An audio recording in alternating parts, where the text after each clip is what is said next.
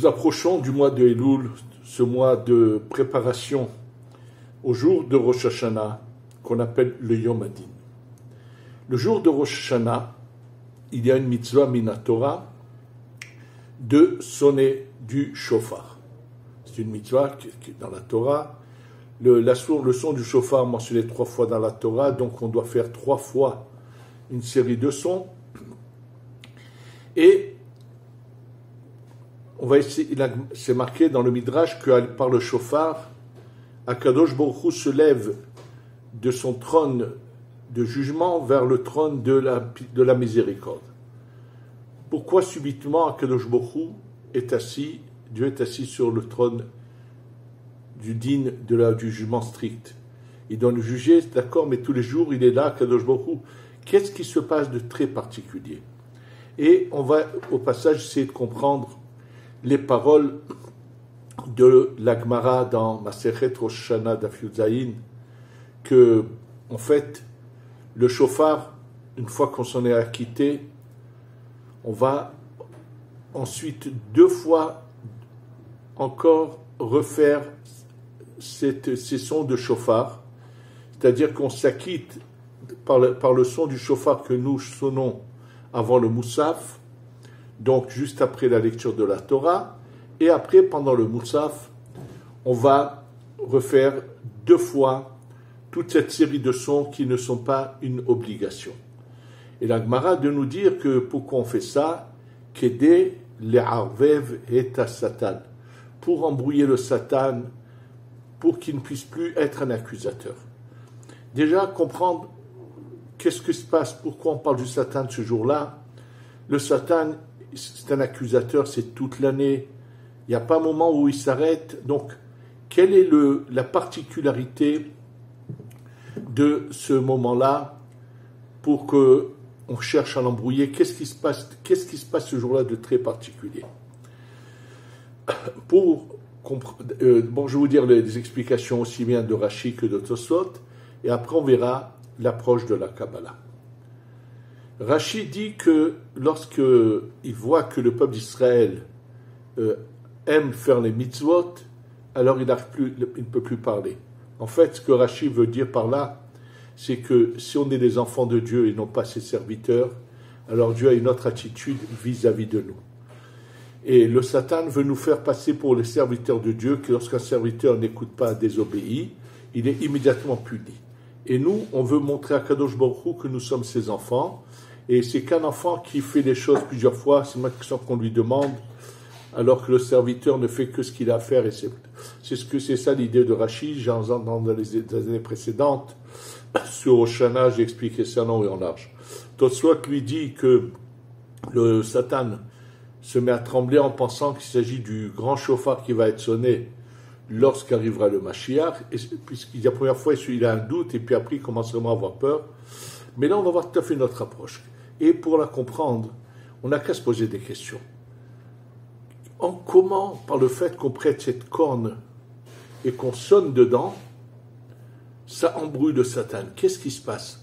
Pourquoi faut-il prendre cette corne? C'est vrai, on va se souvenir du sacrifice de Yitzhak, mais ça, tous les jours, quand on commence notre office tous les matins, on le commence en disant Eloheinu v'lavotenu zochnu v'zechonu b'fanecha ufukdenu b'fkudat shachamim.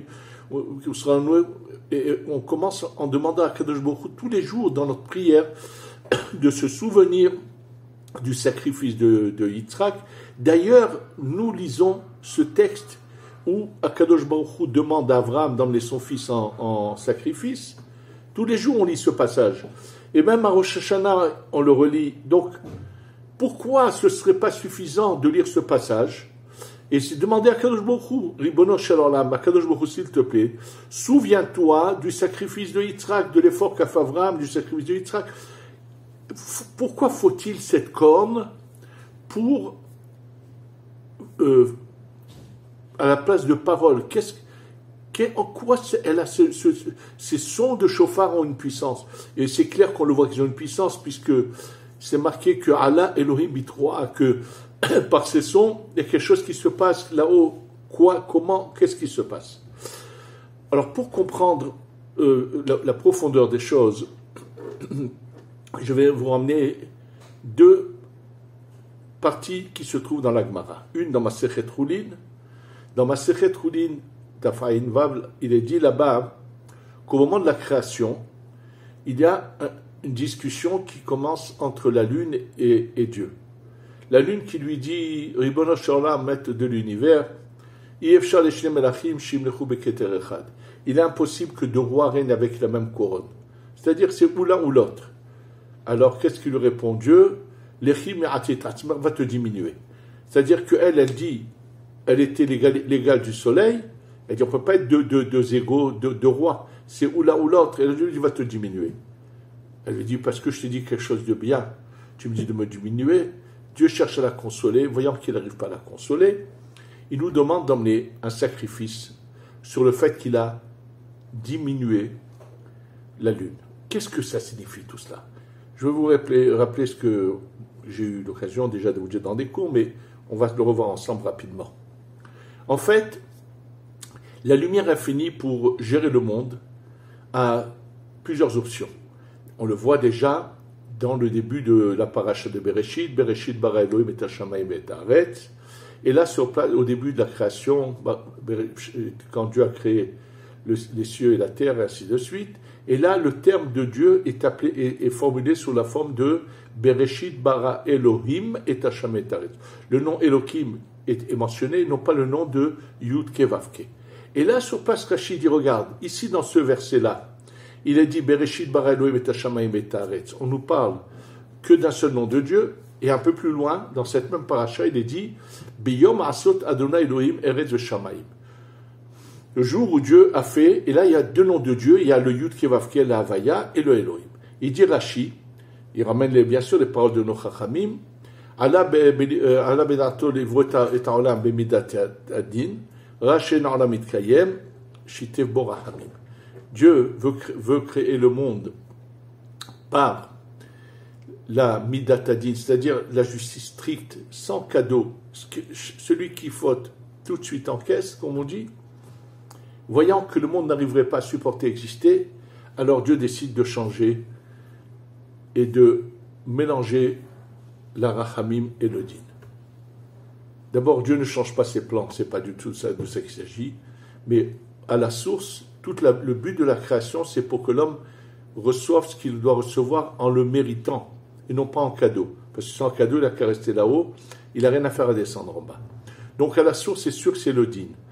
Mais en faisant descendre la lumière de niveau en niveau, il savait très bien, c'était prévu, que dans le bas niveau, il faudrait unir le din et la miséricorde avec le din, parce qu'on ne pourrait pas supporter. D'ailleurs, on peut le voir dans les termes, puisque dans Bereshit, Baras Lachon Bria, donc c'est le monde de la Bria qui est en haut, et le deuxième passou qui parle du mélange de doucissement du din, c'est marqué Beyom Asot Adonai Elohim, Asot Lachon Asiya. Donc on voit que ce sont à deux niveaux, qu'il n'y a pas de changement dans le plan de Dieu. Alors, ça veut dire qu'il y a deux possibilités de gérer le monde. En fait, quand on parle de soleil et de lune, dans la Gemara de Hulin, il ne s'agit pas du soleil et de la lune que nous voyons dans notre globe terrestre, il s'agit de leur source spirituelle dans le monde de la Hatzilut.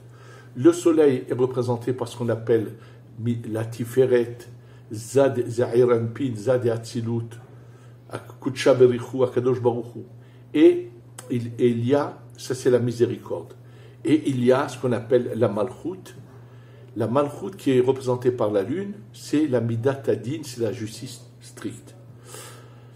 Donc, on a deux manières de gérer le monde. Et là, quand on parle de la lune qui parle à Dieu, c'est en fait la Malchut de la Hatzilut qui dit à la lumière infinie, si c'est la miséricorde, donc ce n'est pas le din, quand il est impossible, ça veut dire tu passes la gérance de la lumière pour gérer le monde, passe ou d'un côté ou de l'autre, ou c'est la miséricorde, ou c'est le din, c'est impossible que ce soit ensemble.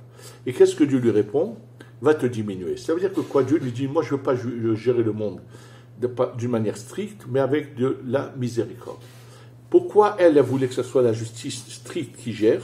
Personne n'aurait pu fauter, puisque dès que quelqu'un faute, il est puni. Et donc tout le monde aurait eu peur de fauter. Et c'est pour cela que Akadosh Baruch Hu dit non, moi je vais leur donner une chance, je ne veux pas gérer le monde de cette manière-là. Mais il faut que vous le sachiez, il faut le savoir, que des fois, il y a des moments où la lumière, le monde est géré par la malchoute.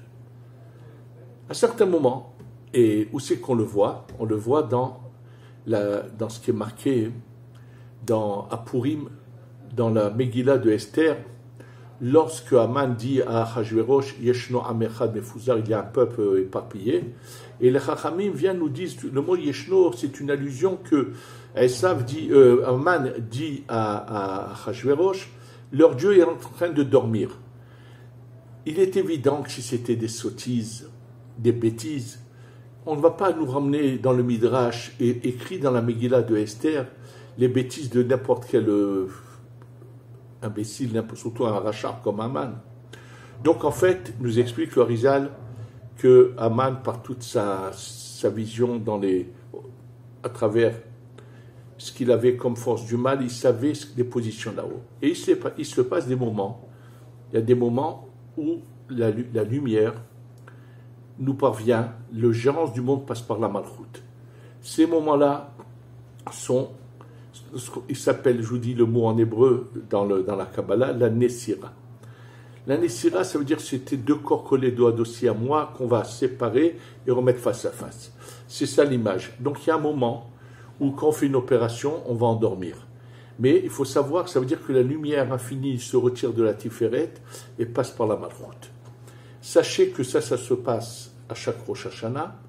Ça s'est passé à la fin de l'exil de Babel ou avant qu'ils repartent en Eretz Israël. Et il était prévu que cet événement se passerait à la fin des 6000 ans. Et c'est un moment qui est très pénible, très dur, où à ce moment-là, nos ennemis peuvent profiter de cette gérance du monde par le din. Ils ont une emprise sur la malchoute et faire un peu ce qu'ils veulent quelque part. C'est ce qui s'est passé malheureusement pendant ces 6 années de la Deuxième Guerre mondiale, de l'Holocauste, où c'était cette séparation de dos à dos pour retourner en Eretz Israël avant. C'était un des processus de la Géoula, mais comme je vous l'ai déjà dit, on n'avait pas Mordechai à ce moment-là pour sauver la situation, et on connaît les conséquences terribles de ce qui s'est passé. À une plus petite échelle, il se passe la même chose à Rosh Hashanah, les 2 jours de Rosh Hashanah. Et d'ailleurs, le Harizal ramène les paroles du Rambam, qui lui n'a fait que citer nos sages, par rapport au shofar. Qu'est-ce que dit le Rambam? Il y a un remez, une allusion dans le shofar, qui dit « Oru yesheni mitar de matrem » réveillez-vous les endormis de votre sommeil. Alors bien sûr, quand on lit le Rambam, on s'imagine qu'il s'agit de nous. Or, c'est vrai qu'on doit se réveiller, faire tchouva, on doit y penser. Mais il faut savoir que le jour de Rosh Hashanah, qui est le premier jour de l'année, en fait, il y a une période qui est un peu la tête de l'année, qui va se faire depuis Rosh Hashanah jusqu'à Simchat Torah.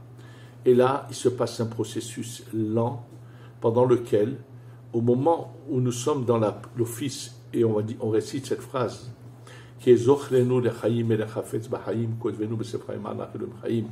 phrase qu'on rajoute dans la prière de Rosh Hashanah, au début de la prière, pendant 10 jours, dès cet instant, il faut savoir que dans nos livres de prière, chez les Mekoubalim, après cette phrase, jusqu'à la fin de la Hamida, c'est une prière normale, sans aucune pensée habituelle, kabbalistique qu'il y a normalement. Donc, il y a quelque chose qui est de très particulier. La continuation va se faire au shofar.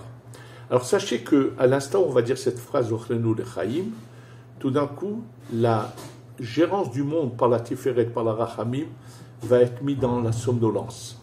Et donc la gérance du monde va passer par la Malchut, qui est la Shechina, c'est elle qui gère le monde. Or, quand c'est la Malchut, Dina de Malchuta Dina, le din de la Malchut, le din, c'est pour ça que se déclenche le jugement. Oui, c'est-à-dire que tout d'un coup, la Malchut va gérer le monde pendant un moment. Alors vous allez me dire, dans ce cas-là, comme l'on dit des fois des gens, on n'a qu'à se dépêcher d'arriver au chauffard. Non, n'imaginez pas que le fait qu'on soit dans nos chauffards, on va changer les choses comme ça. Si on n'est pas prêt, si notre cœur ne se réveille pas, là-haut non plus, la gérance du monde ne passera pas de la Malchut de nouveau à la Rachamim. Donc le but du chauffard est de faire passer de là à là. Donc déjà, on comprend que le chauffard est en train d'agir d'une manière pour changer la manière dont et faire passer la rigueur à l'adoucissement, à la rachamim. Mais on va revenir à cette question, pourquoi fallait-il cette corne, si c'est uniquement pour parler de ce souvenir du sacrifice de Yitzhak, comme je vous l'ai dit, on n'a qu'à lire le texte. En fait, écoutez bien, le Baal Shem Tov a dit une petite phrase, il n'a pas dit plus, mais si celui qui comprend la profondeur de cette phrase comprendra qu'il a voulu dire beaucoup de choses dans cette phrase. Il a dit le shofar c'est un son sans parole, kol belo dibour. En fait, ce qu'il faut savoir, c'est que la malchut, la shechina, est le dernier niveau de la hatzilut, la plus proche des forces négatives, et que sur elle, les forces négatives, bien sûr, ont une emprise, savent un peu tout ce qui se passe. Nous, ce que nous voulons, c'est que changer notre prière de parole en son. Pourquoi ? C'est tout à fait l'inverse de Pessah. Oui, à Pessah, on a une mitzvah de parler, de raconter, et là, c'est l'inverse. On va s'arrêter de parler, on va utiliser des sons. Pourquoi on fait ça ? Ces sons que nous faisons avec nos pensées de repentir de Teshuvah, c'est comment on embrouille le Satan, parce que si on dit des paroles, il les entend, surtout que maintenant que c'est la malchoute qui gère les choses, donc eux, ils ont une emprise, ils sont à côté, ils savent tout. Et là, on va utiliser un autre moyen, on va utiliser le son, dans lequel il y a toutes les paroles, mais elles ne sont pas claires. Ça veut dire que nous ne comprennent rien. Et ce son, lorsqu'il monte, comme ils ne comprennent pas qu'il ne faut pas le stopper, l'arrêter, il va aller, il va agir, mais ce son n'agit que si notre cœur est réveillé. Toute l'importance de se préparer au shofar. Le shofar, c'est une forme de prière, mais ce son, c'est vrai que c'est une corne particulière, parce que le mot shofar, en lui, le secret de l'adoucissement du din, dans le mot lui-même. Et donc, ce qu'on veut faire, c'est faire passer des prières, des pensées de nos cœurs qui vont monter. Et on va refaire, et là, refaites ça, et refaites encore et encore. Pourquoi ? Il faut savoir que la différence entre Shacharit et Moussaf, tous les Shabbats, ou pas le Shabbat, pardon, dans les autres moments, il faut savoir qu'il y a cette lumière qui passe ou à la Malchut ou à la Tiferet, elle peut venir de deux endroits quand elle descend, ou de la Chokhma ou de la Bina. Quand elle vient de la Chokhma, qui est un lieu très haut, alors ça aveugle les Hitzonim, ils ne peuvent pas s'attaquer à nous. Lorsque ça passe par la Bina, ça a moins de puissance. Lorsqu'on a fait sonner du shofar, on a sonné du shofar avant le Moussaf, ce shofar qu'on a sonné avant le shofar, avant le Moussaf, pardon, ce shofar qu'on a sonné avant le Moussaf, il a une puissance, mais bien moindre que celle de Moussaf. À Moussaf, on est carrément monté à la Chokhma, et donc le shofar de Moussaf est beaucoup plus haut et plus puissant. Pour s'acquitter, il suffit ce qu'on a fait déjà avant le Moussaf. Et là, on nous dit, attention, refaites ça au moment où vous êtes branché à la Chokhma, parce qu'à ce moment-là, votre shofar, il va complètement les éjecter, les embrouiller totalement. Donc, en fait, il y a ici plusieurs choses qui sont cachées dans tout cela. Donc, lorsque le Rambam dit réveiller, ça veut dire on va de nouveau refaire passer la gérance du monde de la Shekhinah à la Tiferet qui était en sourdine, endormie, entre guillemets. Et donc, dès que ça repasse par la Tiferet, impossible à qu'on appelle ça, au Satan de nous faire quoi que ce soit, parce que la Tiferet, c'est la lumière infinie qui est mélangée de Rahamim, de miséricorde, et donc qui empêche le mal de vouloir réclamer justice immédiatement. Et c'est ça l'avantage qu'on a. Donc c'est ça tout ce qui est caché dans le shofar, et c'est ça ce qu'ils ont voulu dire les Chazal quand ils disent que par ce shofar, en faisant la mitzvah elle-même, on agit, on les embrouille un peu puisqu'ils ne comprennent pas cette prière qui est cachée. Le soir de Pessah, au contraire, il y a une lumière intense qui s'est répandue, on n'a pas peur d'eux, au contraire, on parle des paroles claires, Là, non, on doit au contraire cacher quelque part notre fila parce qu'ils sont là présents. Tout est passe par la malchoute, ils ont presque accès à elle. Donc, ils peuvent nous gêner. Donc, on utilise ce moyen. Et après, on va aller encore plus haut dans le moussaf. On va le refaire encore 2 fois. Dans le moussaf, quand le faisons à voix basse. Et dans la répétition du moussaf, qui sont 2 niveaux de la chorma. Et là, bien sûr, on va pouvoir l'embrouiller pour qu'il ne puisse plus être accusateur de faire du mal. Il faut savoir qu'on ne commence qu'à l'embrouiller. La fin de tout cela, c'est à Kippour, comme on l'expliquera bientôt dans un des cours, comment on arrive complètement à l'éjecter en dehors du système. Et si on se prépare bien et qu'on fait ce qu'il faut, sachez qu'il est dit qu'à la sortie de la Shemitah, c'est le moment propice pour faire venir la Géoula. Que cette année, on puisse faire venir la Géoula Shlema, la délivrance totale avec la venue du Mashiach, Be'ezrat Hashem, bientôt, et qu'on ait enfin la Géoula Shlema. Amen ve Amen.